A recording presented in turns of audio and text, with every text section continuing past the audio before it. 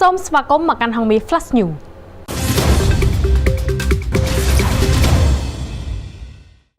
សមត្ថកិច្ចកំពុងតាមចាប់ខ្លួនយោធាម្នាក់និងម្នាក់ទៀតបានចាប់ខ្លួនសង្ស័យធ្វើចារកម្មឲ្យយោធាសៀមក្រោយពីយោធាសៀមប្រើប្រាស់យន្តហោះ F-16 ទម្លាក់គ្រាប់នៅក្នុងបំណងបំផ្លាញស្ពានអូជីកកាលពីព្រឹកមិញនេះសមត្ថកិច្ចបានចាប់ខ្លួនបរិម្នាក់ដោយសង្ស័យថាបានធ្វើចារកម្មឬចុច GPS ឲ្យយោធាសៀមដើម្បីវាយប្រហារផ្ដាច់ស្ពាននេះបើយោងតាមសេចក្តីរាយការណ៍ពីកម្លាំងសមត្ថកិច្ចព្រំដែនបរិម្នាក់នេះត្រូវបានចាប់ខ្លួនដោយសង្ស័យថាបានទម្លាក់ទីតាំងឲ្យយោធាសៀមទម្លាក់គ្រាប់បែកដើម្បីបំផ្លាញស្ពានអូជីកស្ថិតនៅភូមិជើងទៀនឃុំជើងទៀនស្រុកស្រីស្នំខេត្តសៀមរាបកាលពីព្រឹកថ្ងៃទី15ខែធ្នូដោយឡែកយោធាខ្មែរម្នាក់ទៀតក៏ត្រូវបានសមត្ថកិច្ចកំពុងស្វែងរកចាប់ខ្លួនផងដែរដោយសង្ស័យថាជាជនបង្កប់ឬជាចារកម្មឲ្យយោធាសៀមបាញ់ប្រហារមកលើកងទ័ពនិងទីតាំងឈរជើងរបស់ទាហានកម្ពុជាគោលរំលឹកថាថ្មីនេះក្រោយពីកម្ពុជាថៃបានប៉ះទង្គិចគ្នាដោយអាវុធជាថ្មីកាលពីថ្ងៃទី7ខែធ្នូកន្លងទៅនេះសមត្ថកិច្ចក៏បានចាប់ខ្លួនបរិសុទ្ធ2នាក់ផងដែរតាក់ទងទៅនឹងករណីខាងលើដែលម្នាក់នៅខេត្តព្រះវិហារនិងម្នាក់ទៀតនៅខេត្តបន្ទាយមានជ័យក្រោយបិទដែនសមុទ្រពេលនេះថៃហាមអ្នកនេសាទរបស់ខ្លួនចូលក្បែរដែនទឹកកម្ពុជាព្រោះតែសេចក្តីលោភលន់គ្មានដែនកំណត់របស់ប្រទេសថៃដែលបានឈ្លានពានចូលទឹកដីកម្ពុជាទាំងងងើលរួមទាំងបានបាញ់គ្រាប់ផ្លោងនៅអាវុធធុនធ្ងន់ផ្សែងពុលរួមជាមួយនឹងយន្តហោះចម្បាំង F-16 ពេលនេះថៃបានហាមឃាត់ការនេសាទនៅក្នុងដែនទឹកជុំវិញតំបន់ខ្លងយ៉ៃកោះកុដនិងកោះឆាងដែលជាមហិច្ឆតាឈ្លានពានរបស់យោធាថៃមកលើកម្ពុជាតាមដែនទឹកនៅក្នុងសេចក្តីប្រកាសបន្ទាន់នៅថ្ងៃទី15ខែធ្នូនេះកងទ័ពជើងទឹកថៃមិនអោយនាវានេសាទនិងទូកគ្រប់ប្រភេទចូលនេសាទឬធ្វើសកម្មភាពផ្សេងៗនៅក្នុងដែនទឹកជុំវិញស្រុកខ្លងយ៉ៃ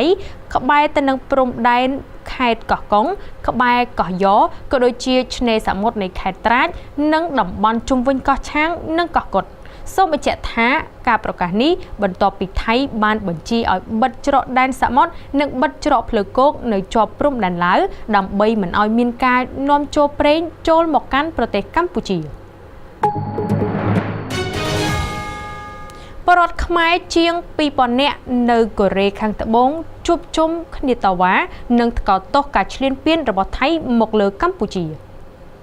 ប្រជាពលរដ្ឋខ្មែរដែលកំពុងរស់នៅនិងធ្វើការនៅប្រទេសកូរ៉េខាងត្បូងជាង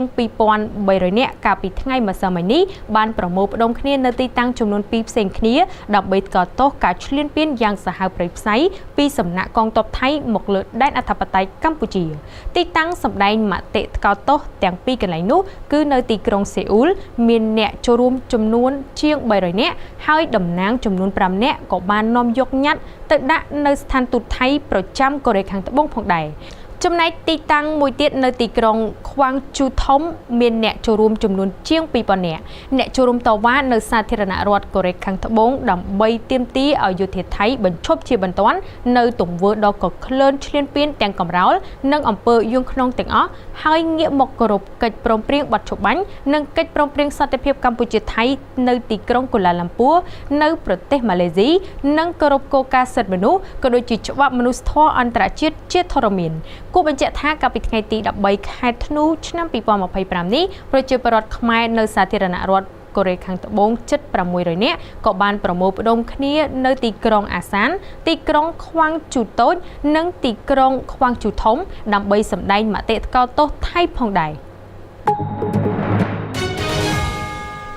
សាលារៀនជាង 1000 កន្លែងហើយត្រូវបានបិទទ្វារដោយសារការវាយប្រហារឈ្លានពានពីយោធាសៀម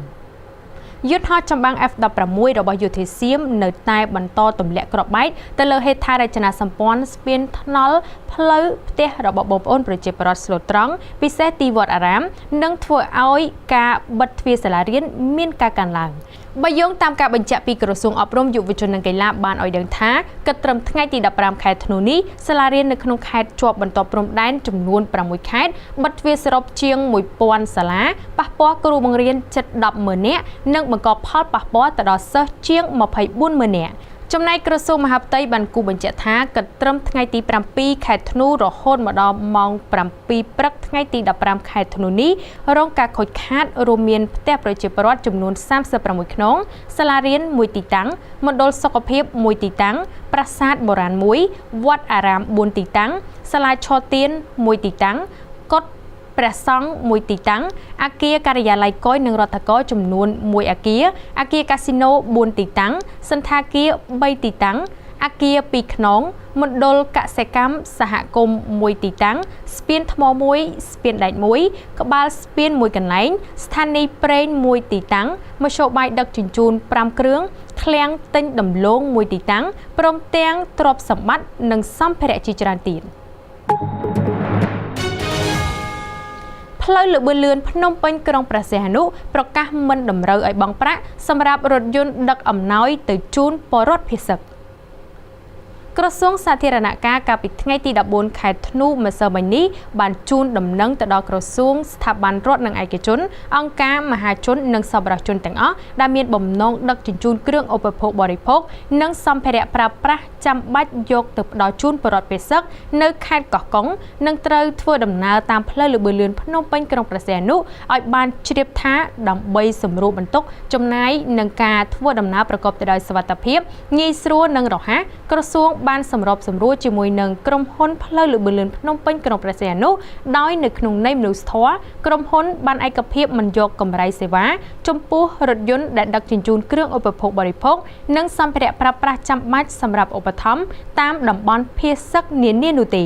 ទោះជាយ៉ាងណាដើម្បីជួយសម្រួលទៅដល់ការដឹកជញ្ជូនទាំងអស់នេះសូមក្រសួងស្ថាប័នរដ្ឋនិងឯកជនអង្គការមហាជននិងសប្បុរសជនទូទៅធ្វើការទំនាក់ទំនងមកក្រសួងសាធារណការនិងដឹកជញ្ជូនតាមរយៈលេខទូរស័ព្ទ012 972 027ដើម្បីក្រសួងសម្របសម្រួលជាមួយនឹងក្រុមហ៊ុនផ្លូវលបឿនលឿនការលើកលែងកម្រៃសេវានេះសូមអរគុណលោកអ្នកចំពោះការគាំទ្រហាងមេ Flash News